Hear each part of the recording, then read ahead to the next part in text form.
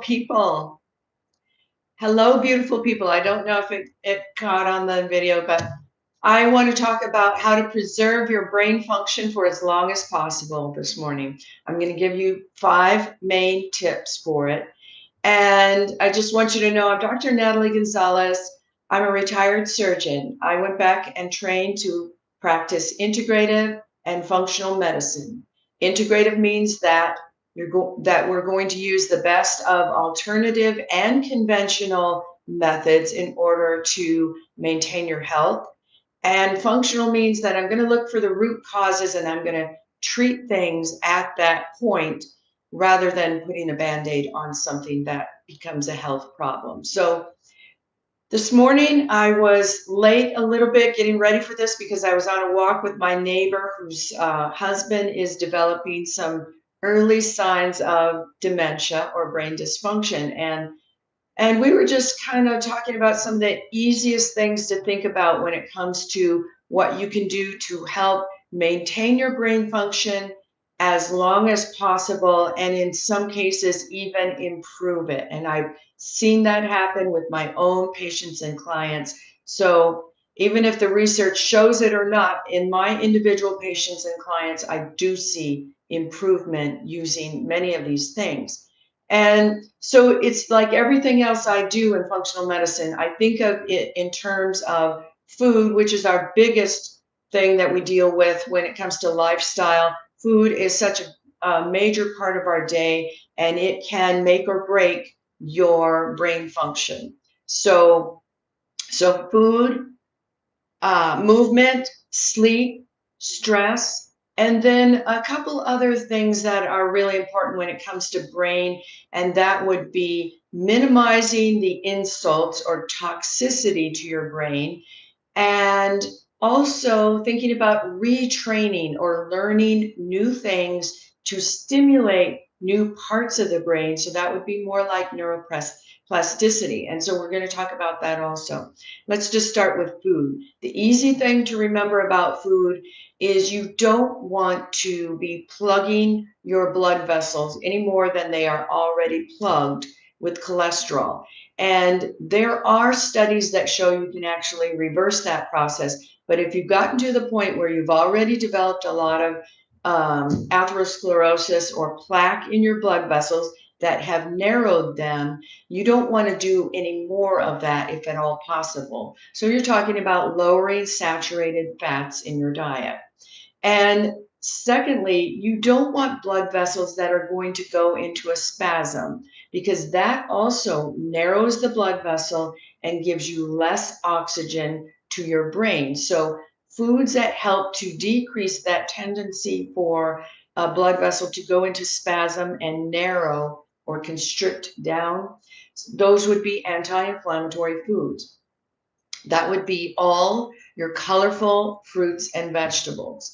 And things that cause inflammation are going to be things that are found in meats and animal proteins and animal fats. And things that lower inflammation will be those that are anti-inflammatory, so colorful, but also even some of the other um, less colorful fruits and or, plants, which would be the nuts and seeds and the legumes. Anything with fiber will help lower inflammation, and that's all of the plant foods. So keep in mind those are going to be really helpful, and for from the standpoint of maintaining blood supply to the brain. When it comes to movement, movement is essential for everything, but movement is especially important because of being able to produce what we call brain-derived neurotrophic factor, BDNF. BDNF has been a chemical that's been researched a lot in recent years. What it does is it helps grow new brain connections between nerve fibers in the brain and brain cells so that you can make new connections and new thoughts and new thinking patterns and remember new ideas. And that's part of neuroplasticity. And BDNF helps you do that. And when you exercise, especially something that's aerobic, that you're out of breath for, your brain and body, your brain especially, is producing BDNF to help form those new neuron connections. And the more stable a neuron, the more connections it has to other neurons in the brain. And this is being helped by the production of BDNF produced during aerobic exercise. So that would be one of the main things. In the case of my neighbor, one of the other things I told her was that her husband is having difficulty initiating or starting to do something that he wants to do.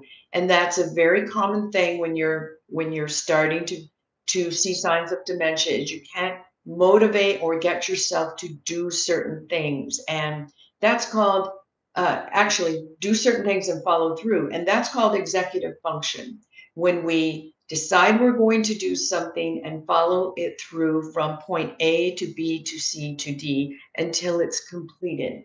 That's called executive function. And it is actually helped by strength training. So anything that's building muscle or strength is going to help that part of your brain function more effectively. And executive function is one of the first things that you start to see people struggle with when their brain function is declining. The next thing I would tell you is sleep. Sleep is critically important to brain function, deep, restful, restorative sleep. But one of the main parts of sleep that's so important for brain function is the first 2 hours. So the first 2 hours of the night, usually between 10 o'clock and 12 a.m., is when your brain goes into deep sleep mode. And deep sleep is when our brains go through a process called the glymphatic process, which is a cleaning out of the brain. So it's similar to the lymphatic process for the rest of the body, but in the brain, we don't have lymph nodes. And what happens in the brain is that there is an exchange of fluid going through the brain at an extra rate during those deep sleep cycles that actually occur every 45 minutes during the night, but the largest or longest deep sleep cycle occurs at the beginning of the night between 10 p.m. and 12 a.m. And that is to clean out the old dead neurons that aren't doing anything anymore, that aren't needed, and to put in the new neurons. And uh, it's really it's really helpful to make sure that you're getting that restful, restorative sleep. If you're somebody who's ever struggled with brain function, what you will notice is that if you missed an hour of sleep, even just an hour, that you will struggle more that day to remember things, to be able to follow through on things. You will just struggle with your brain function throughout the day. And that if you make sure that you get at least the normal amount of sleep and maybe a little extra, that you will find it easier to function that day mentally. So keep that in mind, not just for initial brain decline or dementia, but for everyday function of our brain. We need that deep, restful, restorative sleep to recycle memories, to consolidate new things that we've learned from that day and new emotional things that we've encountered during the day. So, very important. Stress is another thing that is very clear when it comes to brain function. And one of the examples of this will be when you see somebody who gets up to give a speech and they become so anxious and afraid that they forget. They forget what they're going to say and they just are frozen. And that's because when fear surfaces in our brains, it makes the brain go from working in the thinking and frontal lobe of the brain, which is for thinking. It takes the brain out of that frontal lobe area and it puts it into a different area of the brain, which is in the center of the brain, which is more designed for fight or flight. So it goes into this other portion of the brain, and that's where it begins to try to function from. And it's for running or fleeing or freezing so that nobody notices you're there. It's fight, flight, or freeze mode. And that isn't a thinking mode. And so if you're in a situation where it's more stressful, you are not going to function in a thinking mode very well.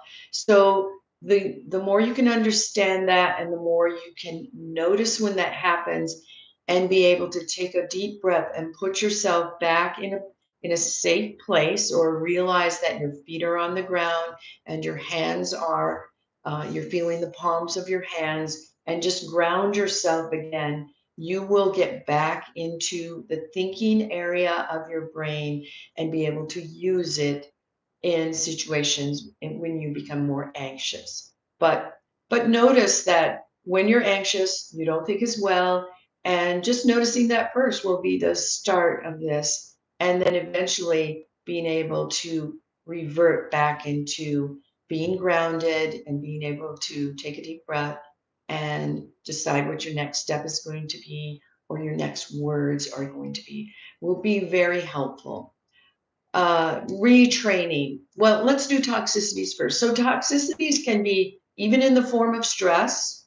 Get some of those toxicities out of your day-to-day life as much as possible. But other toxicities are things that we get in our diet. They might be pesticides that we don't process really well. Many of us are not good at that. They might be heavy metals that you need to be thinking about getting out of your diet. Sometimes they're found in the form of fish and different foods, that contain heavy metals. So those are the things that we want to get rid of in our diets as much as possible, in our lives as much as possible, to really cut down on those toxicities. Maybe to go with filtered water, um, maybe to just be aware of foods that have those, that are more likely to have those heavy metals, like chocolate or certain. And it's not all chocolate. Chocolate can be very good, but to just be, looking at those. I'll do a video on toxicities like that interfere with brain function. That's kind of a big topic. But and lastly, I want to deal with the retraining that really is very, very useful when you're having early brain dysfunction. And one of the easiest ways to do retraining is to decide to learn a new instrument. Something easy. It can be the ukulele for all that matters. It's just that you're learning something new. You're using new areas of the brain. It should be something that you like to do. You don't want to be learning something new and have it be like eating dirt. That's not helpful. So that just gives you an emotional problem with learning something new. So find something new to learn, to be creative with. My husband and I are learning a new language, and we're doing it online on Duolingo. It's like 10 or 15 minutes a day. We're actually doing it as a family. Our family is doing it. So it's a little bit of where we encourage each other to do well with this, but we are doing that on Duolingo, and it's a really easy one to use. It's free. You can go on brain training sites like there's Brain IQ, and there is Luminosity, that are either free, or they have a small subscription fee for it. But those are really, really helpful. There's a lot of research behind their ability to help us with this, and it's just a couple of those things that we can get out there and do. But it doesn't have to be a formal thing like that. It can be, you're learning to.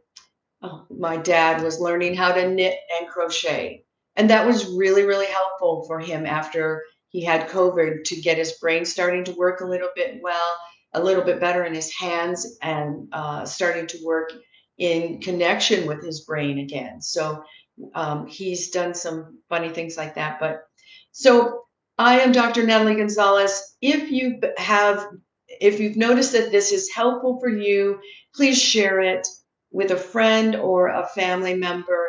If you don't know who to share it with you and you like it, please do that so that YouTube can share it with somebody that they know and somebody like you that it'll be really helpful for. If you haven't already, like and subscribe, and we will send you more information, hopefully at 11 o'clock a.m. Mountain Time every day. But I have been off a couple days here with things going on, and I almost missed this morning because I was out walking with this friend who had a husband who was struggling with brain dysfunction, early dementia, and it was really important to talk with her a little bit longer. So I love being here with you, and I'll continue to share some of these gems. So like and subscribe. We'll see you in the next video, everybody. Go out and have a great day. I don't know how to check if you have questions. I have some things to learn here. You're welcome.